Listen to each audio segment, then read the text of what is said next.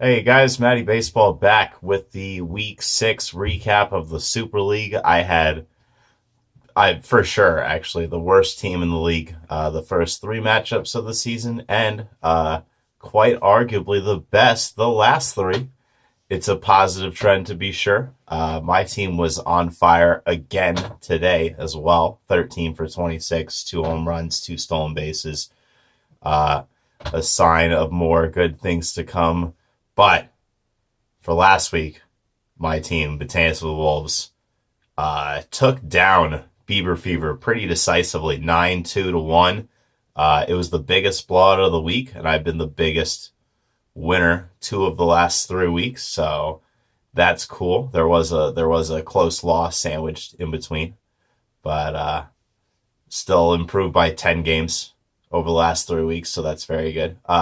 Swept the hitting categories, good enough in the pitching categories. I had a season high in wins, uh, second highest K per nine on the year. I also led the league in batting average last week, 296, which is I think I'm still last in that category overall, just because my team was that bad early on. But I know it's going to be closer to the way it was last week, if not exactly. But uh, yeah, I'm feeling pretty good. And then as for Beaver Fever, tied for his worst loss of the season, a tie back in week 2. I think that was against Vaudeman Empire.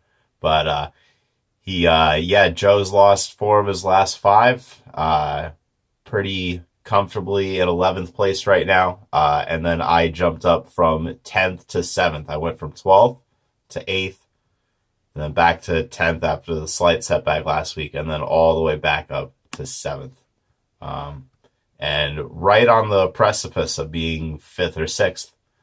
And then there was another team that got blown out and is looking to be in a lot of trouble other than Bieber Fever. That's my cousin Kyle's team. He lost 8-3 to 1 to Pappy Van Winker, who moves from 4th place to 3rd. He had a beast week from his pitching despite the loss of Glasnow.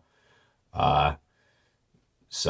had a league record for K per nine at 12.78, but now he's going to be out without his top 2 pitchers for at least a month, with Glasnow, the best case scenario, being a month. It's probably longer than that, and then Kluber will be out longer than that, surely. Tough loss for 8. Lost whip by .002. So, that's for a category like that, that's a tough one. He had a low whip as well. It was .94. So 1-5 in the pitching categories, despite 71 and a third, ERA under 3, lost saves 5-4, lost Steven Matz on the DL now, and Dallas Keuchel remains unsigned. So Bieber Fever and O are two of the there's 3 teams in the league that are a minus in their hitting and their pitching categories, the differential, based on who they've played. The 3rd team is Sign Kimbrel, but he's only he's a -1 hitting, a -2 pitching. He's on 2 games under 500, but he's actually in the playoffs right now. But the other 2 are Bieber Fever and O, much further down there. Both are a -13 in the hitting categories. Bieber's a -5 pitching, and O is a -7. So, and then that's the biggest gap between the standings, is between 10th and 11th. Raleigh being in the 10th place team, and Bieber Fever in 11th, a whole 4.5 games behind him. So Bieber Fever and O, I think they're in trouble. Too early to give up, guys. Don't worry, but it's probably not going to end well for you, I'm thinking. And then we had 2 undefeated teams remain undefeated. Hashtag damage done to your ass moves to 6-0. He had a 7-5 win over Sign Kimbrel. Highly contested matchup. He was actually losing for most of it, but he was able to go 5-1 in the hitting categories behind 42 runs. 14 home runs, 39 RBIs. George Springer had a 5-10-10 week. It's not really a thing, but I'm making it up for the purpose of this. 5 home runs, 10 runs, 10 RBIs. For, I don't know if that was 6 or 7 games, but either way, pretty absurd. The reason he came from behind, though, was K per 9, Blake Snell, 21 strikeouts and 11 2/3. The second start coming on Sunday night, and he struck out 12 against the Yankees. And then he benched Tyler Mahle and Madison Bumgarner to make sure that his K per 9 didn't drop. It actually wouldn't have mattered. They both would have in fact contributed to that. But he preserved the victory. He was losing almost the whole week. He pulls one out yet again. Terry is 6-0 after a bit of a regular season classic, you might say that was. And then luxury tax avoidance, he's 5-0-1. He remained undefeated, edging out Louisville Smuggler 7-5. 4-2 in the hitting categories ended up being the difference. Smuggler falls to 4th place, and he's 3-3, although he's actually one of only 2 teams that is positive category differential for hitting and pitching. And then Terry being the other one. So pretty well-rounded team so far, but he's had some tough luck with matchups. But 4th place, I think he'll probably stay somewhere around there. He just needs to stop offering me bullcrap trades that I have no. The last one was really bad. Yeah, don't waste my time, man. Just don't offer a trade if you're gonna be like that. But you got a good team. Good luck to you.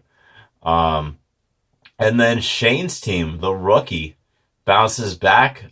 Great pitching performance. Set a new league record for this year in ERA with a 1.19, beating Rocky Mountain High 7-4-1. And he went 5-0-1 in the pitching categories. Just imagine if he hadn't had that mess up against Terry. He's still in 5th place. He would be definitely competing for 3rd or 4th. If not, he only had one guy with an ERA of 4 on the week. It was Andrew Miller. He had 2 innings, 1 run, so he had an ERA of 4.5. Everyone else was under 4. 1 batting average by .001, and he won stolen bases by 1. That was actually another one that flipped late. Rocky was winning for much of that, but that's a tough one for Trey. He started off 0-3. Fought his way back into the top 6 pretty quickly, and now he's on the outside again, slightly. But it's a long season still. And then somewhat of a battle of the irrelevance. I mean, neither of these guys is a doormat for sure, and in fact, one of them beat me back in week 2 when my team was garbage. But unsatisfying result. It was a 6-6 tie. Raleigh had probably a better all-around week than Vaughn Empire, who was really bad offensively, but he was able to steal RBI by 1. And he edged out Raleigh in 5 of the 6 pitching categories. Both staffs were quite good. But, so that stalemate dropped them from Votto was 8, Raleigh was 9, and now they're 9th and 10th, respectively, because I jumped over them with my dominant performance. And then, so as for week 7, hashtag damage done to your ass has a favorable draw in his quest to remain undefeated. He's going to take on Bieber Fever, who's just trying not to drown in the deep end of the pool right now. It's been rough sledding for his team. I expect Terry to be 7-0 after this matchup. And then actually the matchups get pretty tough after that from week 8 to week 12, except for one of those is against Kyle, so that's probably a win. But every other matchup in there, I think I gotta think the streak is going down somewhere in that stretch. But I think it's gonna be a good week for him this week coming up. And then I'm excited for this one. I'm taking on luxury tax avoidance. He's 5-0-1, comfortably a top 2 team right now. But like I said before, I've had maybe the best team the last 3 weeks. This is going to be juicy. I like it. I'm up 8-3 right now, only one day, obviously. But the hitting categories were about as lopsided as they could have been today. So obviously, it's a good way to start. If we played last week, I would have won 6-5-1. It was very, I think these are two fairly well-matched teams, but yeah, I'm feeling good. And then battle for third place, Pappy, Van Winker, Louisville Smuggler taking each other on. And then, I thought these teams had played all right, but evidently not. Just a lot of good teams in the league. It's hard to keep track. It is a super league after all. I have no idea who's winning this one. I guess I'd favor Pappy, but yeah, I think it's going to be a good one. Sign Kimbrel faces off against Raleigh Fingers Your Mom. Galen's actually had the toughest schedule in the league so far in terms of opponent win percentage. I think it was like 564. And then on the low end, was about 100 points less than that. I think that was Flaaen. Luxury tax avoidance. But yeah. So yeah, he's hoping for a big win, but Dylan's team is frisky. I think this is going to be an interesting one. I'd go advantage to Galen, but that one will be underrated, I think. And then Shane, the rookie, back in a playoff spot, going to take on the Vitamin Empire, who's trying to scrape his way back into a playoff spot after he lost very badly to me in week 4, but he was the 6th seed for a little while, and hoping to be back around there. And then Rocky Mountain High, just looking to bounce back and pour some gasoline on O's team. Kyle's got to get it going. It's not too late, but it's not looking good. Otherwise, though, all quiet on the trade front for now, other than being offered bad trades, as I just mentioned. Should be some fun developments. Good luck to y'all, except for Flaaen. Goodbye now.